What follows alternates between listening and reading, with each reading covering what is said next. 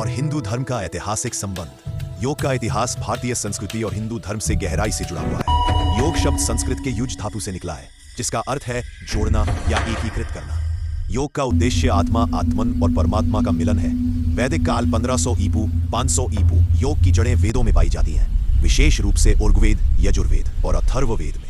ऋग्वेद में ऋषियों द्वारा ध्यान, मेडिटेशन और ईश्वर से एकत्व पाने के मंत्र है। यजुर्वेद में यज्ञों के माध्यम से शरीर, मन और आत्मा को शुद्ध करने की विधियां बताई गई। इस काल में योग मुख्य रूप से आध्यात्मिक साधना और ईश्वर भक्ति के रूप में देखा जाता था। उपनिषद काल, उपनिषदों में योग को स्पष्ट रूप से आत्मा और परमात्मा के मिलन का साधन बताया गया है। कठोपनिषद और श्वेताश्वतर उपनिषद में ध्यान, प्राणायाम और आत्म साक्षात्कार की बातें हैं। यहाँ योग को एक आंतरिक साधना के रूप में विकसित किया गया।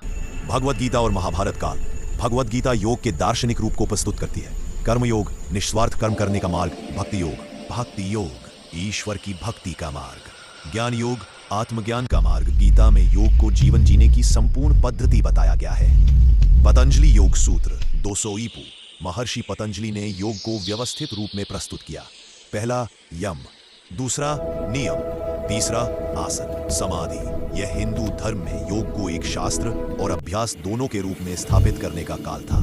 मध्यकाल से आधुनिक काल योग साधना हिंदू सन्यासियों, साधुओं और आश्रमों में जारी रही। भक्ति आंदोलन के समय योग को भक्ति और ध्यान से जोड़ा गया।